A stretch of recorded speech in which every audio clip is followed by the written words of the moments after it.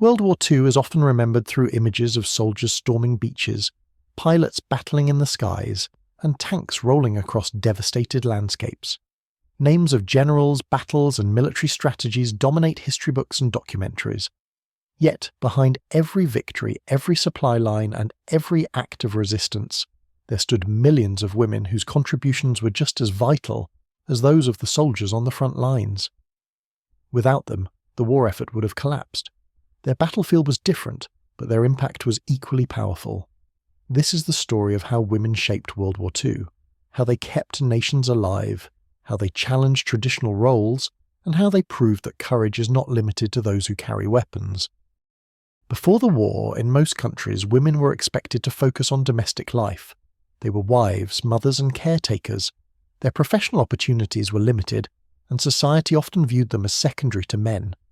But when war broke out in 1939, millions of men were sent to fight. Factories, farms, hospitals, offices, and transportation systems suddenly faced massive labour shortages. Governments realised that survival depended on women stepping into roles they had never been allowed to occupy before. This moment marked the beginning of one of the largest social transformations in modern history. Across Europe, North America, Asia, and beyond, women answered the call. Some volunteered eagerly, others out of necessity, but all became essential to the war effort. One of the most visible changes took place in industry. With men at war, women became the backbone of wartime production. In the United States, Britain, Canada, and the Soviet Union, women flooded into factories.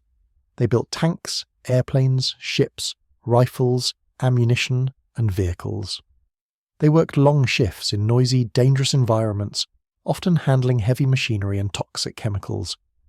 Many had never worked outside the home before, yet they quickly mastered complex technical skills. In America, the symbol of this transformation became Rosie the Riveter, a fictional character representing female factory workers. Rosie was strong, confident, and patriotic. She reminded women that their labour was not only acceptable, but heroic. British women worked in munitions factories known as munitionettes. Their skin sometimes turned yellow from exposure to chemicals, earning them the nickname Canary Girls. Despite health risks, they continued working, knowing that every shell they produced could save lives at the front. In the Soviet Union, women made up a significant portion of industrial workers. Under brutal conditions, often facing bombings and food shortages, they kept production running. Entire cities depended on their efforts. Without these women, armies would have lacked weapons, fuel, and equipment. No matter how brave soldiers were, they could not fight without supplies. In this sense, women were fighting a logistical war that was just as important as any battle. Women also played a crucial role in agriculture. With millions of farmers drafted into military service, food production was at risk. Yet nations could not survive without feeding both civilians and soldiers. Women stepped in to manage farms, harvest crops, and care for livestock. In Britain, the Women's Land Army recruited young women to work in fields. Dressed in uniforms and boots, they ploughed land, milked cows, and harvested crops. In the United States, similar programs encouraged women to become farmerettes. They worked in extreme weather conditions, often for low pay, but their work prevented famine and maintained stability. In occupied countries, women faced even greater challenges. Food shortages, rationing, and confiscation by enemy forces made farming dangerous. Still, women found ways to grow food, trade secretly, and support their communities. Their labour ensured that nations did not starve. It was a quiet form of resistance against collapse. Beyond factories and farms, women became indispensable in healthcare. Nurses served close to the front lines, treating wounded soldiers under constant threat. They worked in field hospitals, evacuation units, and hospital ships. Many operated in bombed-out buildings with limited supplies. In the United States, thousands of women joined the Army Nurse Corps and Navy Nurse Corps. In Britain, the Queen Alexandra's Royal Nursing Service played a similar role. Soviet nurses often carried wounded soldiers across battlefields under fire. Some nurses were captured and held as prisoners of war. Others died while saving patients. Yet they continued, driven by duty and compassion. Doctors, medical technicians, and volunteers, many of them women, also helped fight disease, malnutrition, and trauma. Their work saved millions of lives. Physical wounds were not the only injuries of war. Soldiers returned with psychological scars, and women in hospitals and rehabilitation centres helped them recover and reintegrate into society. While many women supported the war from behind the lines, others were directly involved in military service.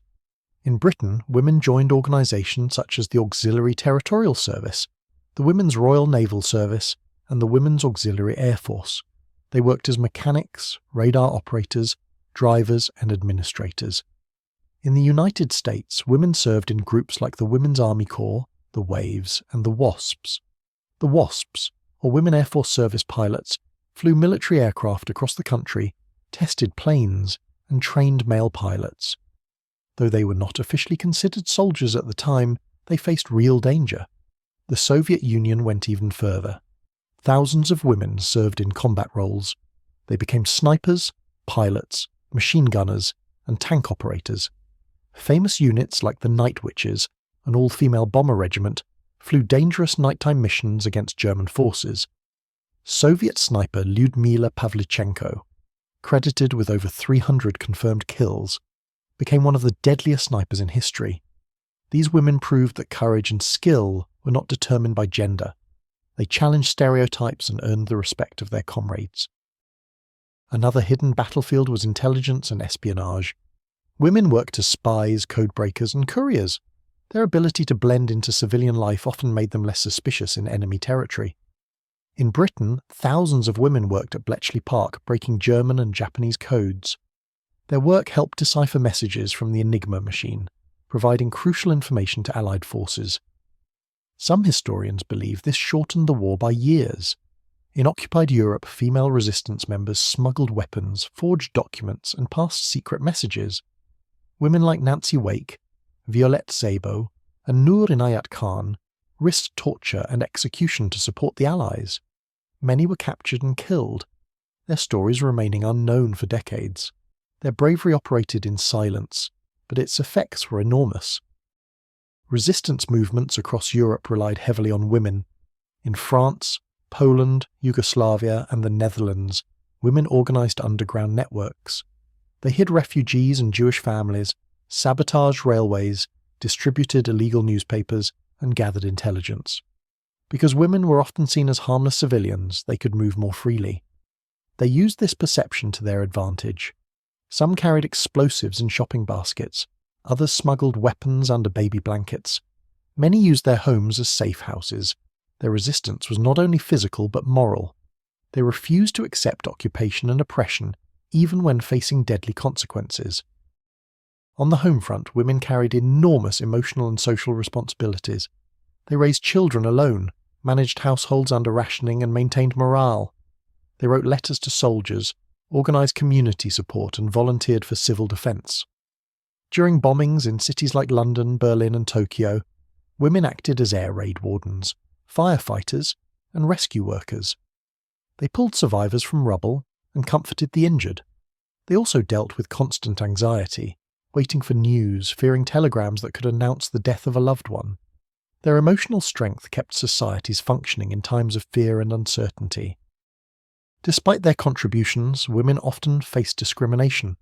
They were paid less than men, even when doing the same work. They were expected to give up their jobs once soldiers returned. Their achievements were often minimised or forgotten. After the war, many women were pushed back into traditional roles. Governments and media promoted the idea that women belonged at home again. The factories that once welcomed them now closed their doors, yet something had changed forever. Women had proven their capabilities. They had gained confidence, skills, and independence. Many were unwilling to return to complete dependency. This experience became a foundation for later movements for gender equality and civil rights. The long-term impact of women's involvement in World War II cannot be overstated. Economically, they transformed labour markets. Socially, they challenged traditional gender norms. Politically, they gained greater visibility and influence.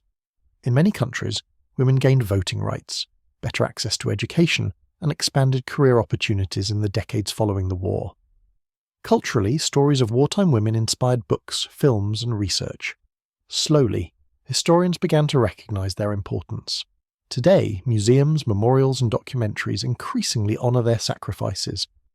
When we think about World War II, it is easy to focus only on soldiers and battles. But war is not won by weapons alone. It is won by people, by workers, caregivers, organisers, and resistors. Women were all of these. They built the weapons, grew the food, healed the wounded, gathered intelligence, flew planes, fought enemies, and held families together. They faced danger, exhaustion, discrimination, and loss. Yet they continued. Their courage was not always loud. It did not always wear a uniform, but it was constant. Every tank that rolled forward, every pilot who took off, every soldier who survived his wounds, and every city that endured bombing was connected to the efforts of countless women. They were not just helpers. They were warriors of industry, medicine, resistance, and resilience. They fought a different kind of war, one that demanded strength of body, mind, and spirit. And they won. So the next time we remember World War II, let us remember more than generals and battlefields. Let us remember the women who stood behind, beside, and sometimes in front of the lines. Because without them, victory would not have been possible. Their story is not a side note in history. It is one of its foundations. If you enjoyed this video and learned something new today, don't forget to give it a like and subscribe to the channel for more content like this. Your support really helps this channel grow, and it allows us to keep sharing important stories from history. Thank you for watching, and I'll see you in the next video.